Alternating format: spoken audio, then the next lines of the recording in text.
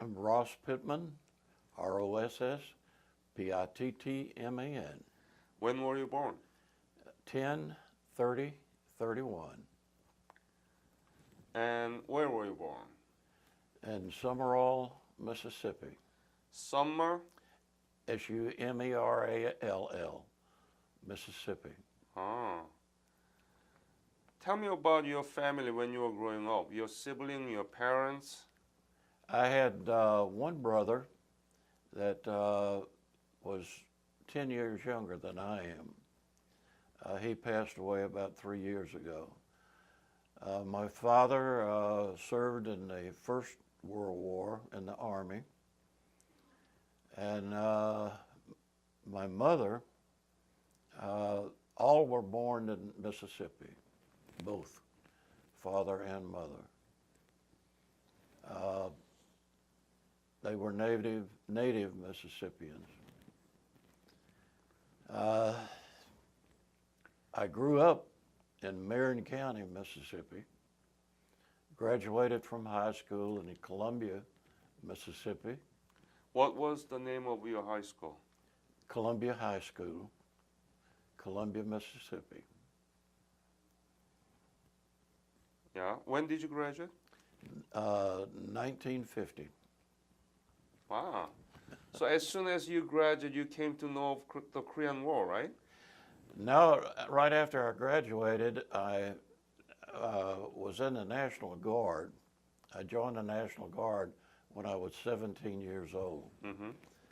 And after I graduated high school, the unit, National Guard unit that I was in, was being mobilized. And I did not want to go to the Army, so I got a release from the National Guard and joined the Navy. When did you join the Navy? April the 15th, 1951. So you knew already that there were Korean War broke out. Yes, I was aware that. Up until then, was unaware of Korea. I didn't know where Korea was, but I was aware that there was a war. Yes. And were you thinking that you might drag into that war? Not until I got notice that the National Guard unit was being mobilized, and then it kind of dawned on me that I might be going to Korea. Yeah. Why did you join the Navy, not Army or Air Force?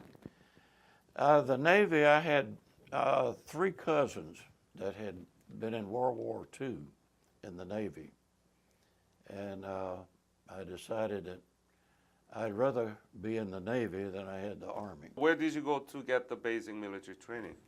San Diego, San Diego. California. Mm-hmm. And what kind?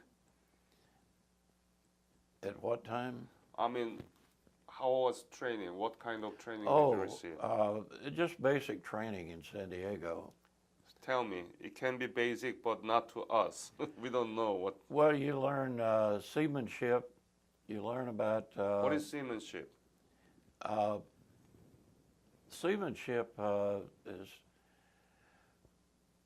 how the Navy operates, I guess you would say. As far as living aboard ship, the military, customs.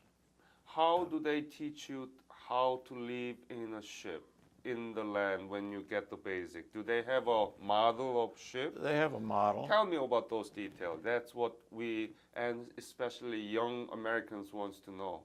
Because it happened a long time ago. They don't have a damn idea about how you got trained. Let's see. They had a model, and it was a mock of a ship with a inside the hatches. They tell you how to go through the hatches, how to batten the hatches down, or lock them down. They tell you seamanship about how to tie the knots, the ropes, the halyards, and they teach you all of that. And just military regulations. Where did you leave from to Korea? When? April the 1st, 1952. So today is April 1st. Yeah. And you left Yeah. to Korea Ironically. April 1st, 1952 from where? From Long Beach, California. And where did you go? Did you We- go to Korea directly or No, we stopped for, I believe, a week in Hawaii, Mm-hmm. at Pearl Harbor. And from there, we went to Yokosuka, Japan. And then? And then April the 8th, we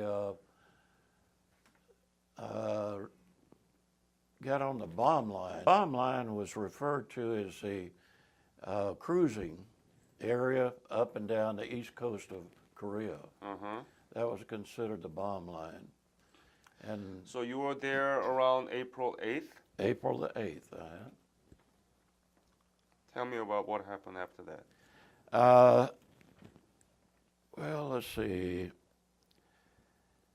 April the 8th, we conducted gun strikes against the enemy supply routes in Wonsan and Songlin area. These names I don't pronounce It's good. okay.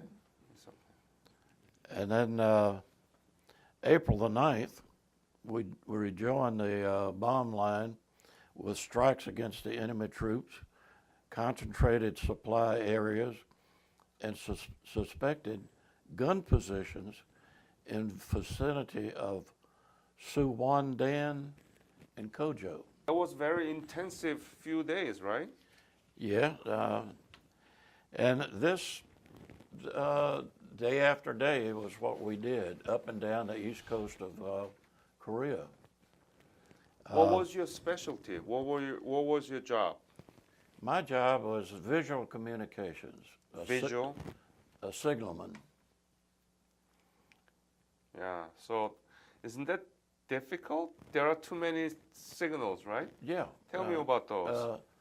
Well, we had semaphore, which is manual, and then we had flashing light, which we use. The light was semaphore code, dot, dot, dash, so forth. Yeah. Did you do that? Yeah. Wasn't that too difficult, too complicated? It was difficult to learn, but once you learn it, I mean, there's no problem. You could sit there and work the light without any problem. And you talk back and forth, ship to ship. Messages from the captain to the other captain, basically was what we did. What were the most frequent messages? What kind of message was it?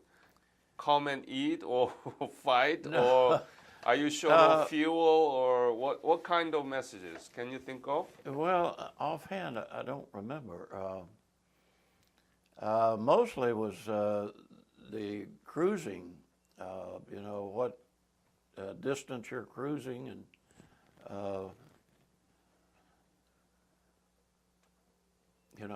I don't know, just different messages like that. Were you able to joke with other soldiers in other ship with that light? Yeah. What kind of joke? Tell me, please. Oh, we would ask if anyone is from your hometown. Do they know of anyone from Mississippi?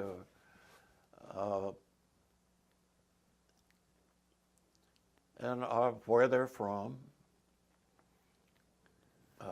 Where were they from? Yeah. And stuff like that. Just conversation. That's a fun, huh? Oh yeah, it was very interesting. And we would send messages. Maybe one guy on one ship knew somebody on your ship. Well, he'd send a message over, and you'd take it down to him. That's very nice. A buddy of his or something. Nice surprise to everybody, right? Oh yeah. Yeah. It What was was your enjoyable. ship? What was your ship? My ship was USS Iowa, Iowa. BB 61. BB. 61. What does BB stand for? Battleship. Battleship. So what kind of weapons did you have? What kind of weapons? Yeah. We had 9 16-inch guns, Wow, that's a big. 50 caliber. Yeah, they were big. Mm-hmm. We had 20 5-inch guns, Mm-hmm. and we had 80 40 millimeters, which was anti-aircraft, basically. Wow, 80 of them? 80. They were twin mounts. So that ship USS Iowa must be a big one. How many crew members and how many what? Tell me about those size. The Iowa was a 45,000-ton battleship, 887 feet long, and 108 feet wide. Mm-hmm. That's in the beam or the center. How many crew members were there? I think at the time we were in Korea, we had about 1,800 or 1,900 crew members. Wow, that's a lot. That's officers and enlisted. How can those so many soldiers live in a ship? How did you live there? What was your living condition? Tell me about those details. We had compartments, Yeah. what was called compartments, and you had bunks. Uh-huh. Your bunks were stacked 5 to 6 high, depending on the height of the compartment, and that's where we bunked. That's where we slept. How was it sleeping there in 5 to 6 bunks in a height? It wasn't bad. You get used to it. It wasn't the best conditions, but it was good. We had chow hall. We had 3 chow halls. What is that? Eating, Uh-huh. where we ate. A dinner room, I guess you'd say. We had 3. We had chow in the morning and at noon, and then in the evening. What was your main food? Main food? Well, usually it was a 3-course meal. You had a meat and a couple of vegetables and a dessert. Just about every time you had a dessert. That's the reason I wanted the Navy, because I took my bed with me. Very luxurious, huh? Yeah, I had my bed with me. How much were you paid? Gosh, I don't remember. It seemed like we had 2 paychecks, the 1st and 15th of every month. Uh-huh. And at that time, seemed like it was, I don't remember, $45 a paycheck. Roughly $90 a month. Oh. Depending upon your rate. What was your rating. rank? My rank, I was petty officer 3rd class. What did you do with that money? Well, There are not much to do there, right? oh, not aboard ship, no. We had a ship store. We could buy supplies like cigarettes, shaving cream, razor blades. Mm-hmm. We could buy all of that at the ship store. And also we had what they call a gee-dunk stand, which was like a soda fountain. And you could buy ice cream, milkshakes, and whatever. Much better, huh? Yeah, Wow. candy. Were there any dangerous moment? Did you have any encounter with the enemy battleship? There was an island Uh-huh. off of the coast of there, and we got a couple of water spouts, which they hit the water a couple of times, but not the ship. No, we never got any.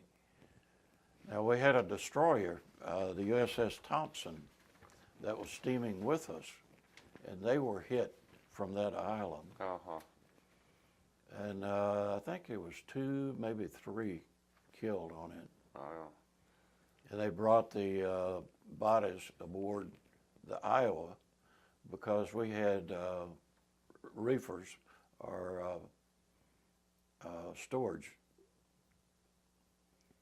refrigeration, that we could store them till we went back to Japan. When did you, what was the most difficult thing during your service in Korea? The most difficult, gosh, I don't remember any difficult. Not too much, right? No, you got a 19-year-old kid, you know, and everything's new every day. I don't know of any difficult. Were you times. close enough to the land so that you could see the scenery of the Korean land? Oh yeah. How was it? What did you see? Very hilly. Hilly? Yeah, and mostly the coastal region is what we could see. Were there any much destruction? Yeah, several times. Yeah, I was on the signal bridge, which was an 03 level up, and we had a 32 power binoculars that we could watch stuff when when we fired the 16-inch, we could see the results of that. Oh, yeah. Tell me about how intensive was your bombing into the land of North Korea, right? Yeah, the 16-inch, say their targets could be up to 20 to 25 miles inland. And a lot of that you didn't see. Now, we went into Wonsan Harbor, and they fired upon warehouses and ammunition storage dumps there, and we could see the results of that. How was it? Destructive. And I remember in Wonsan Harbor, they had I guess it was a crane in a shipyard, and I was watching as we fired 16-inch in there, and you could see the crane topple. Crane. Yeah. I guess it was a shipyard. So main mission was to bomb, right? Right. Our main mission was to, of course, help ground forces and destroy enemy supply lines, warehouses, storage places like Wonsan. There was several. In fact, we went up the coast 40 miles from Russia Oh, on targets, to do what? destroying targets. In Russia? No. We went up to, the coastline, and we were 40 miles from the Russian border. Uh-huh. No, we we So didn't fire. that means that you went very far north, Yeah, which borders with Russia, right? right. Yeah. When did you leave Korea? We left Korea in October the 17th, Of? 1952, And and we headed for Long Beach, California, with a stopover in Hawaii. I think it was 2 weeks in Long Beach, and then we went from Long Beach through the Panama Canal to Norfolk, Virginia, and that was our home port from then on. What was the impact of your service upon your civilian life? How did it affect you? Did it good? Anything good? Did you get the GI Bill or anything? Oh yeah, yeah. What did you do? Tell me. I went to college. What college?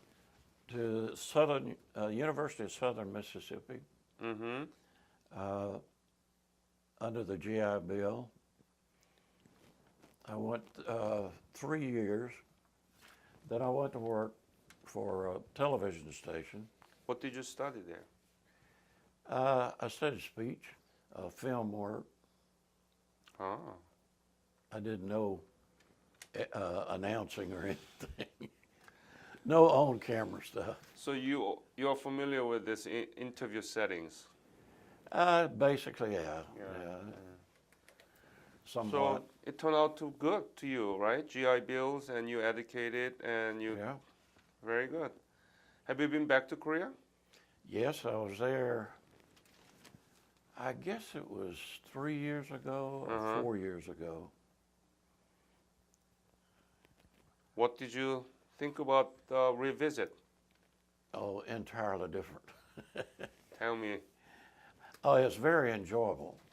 I was there as a guest for a military academy, and I can't think of the name of it, but there's a military academy there. I think it was in Daegu. Yeah, 삼사관학교, the third military academy. Yes. Yeah, I think the academy was in Daegu. Yeah. Or out from Daegu. But it was very enjoyable. How? The scenery, the development that they had made, highways, railroads, it was just incredible. Why?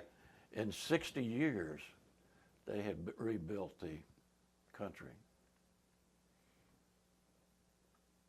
And it was beautiful. I didn't realize really that it was so mountainous. Because you were in the sea. Because I was on the coast. But inland, you realize how mountainous it is.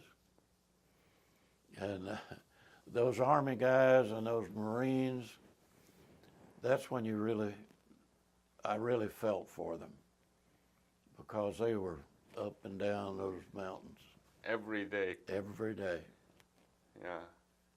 That's really when I felt that, gosh, it kind of makes me feel that I didn't really contribute that much. They're the ones that contributed. Of course, everybody has their job, you know. Absolutely.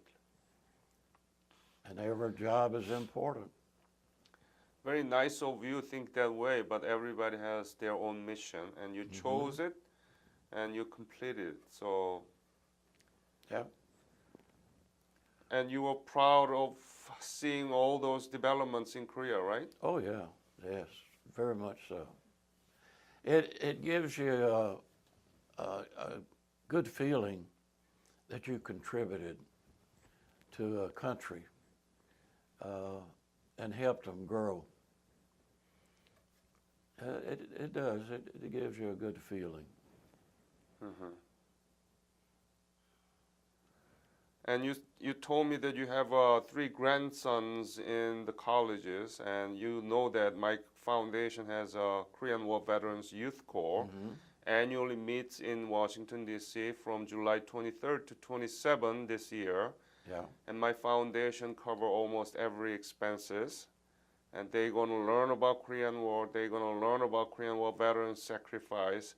They're going to go visit Pentagon, all those. So please invite them and ask them to contact us as soon as possible, because there are limited number of admissions. Okay.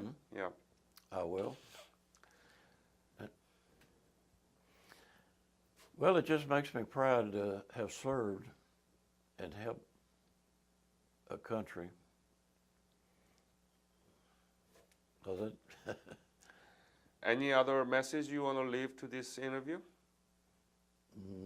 None that I know of. Thank you so much for your fight for the Okay. Korean nation. We are here because you fought for us. So thank you very much. You're quite welcome. Thank you, My sir. privilege. Thank you.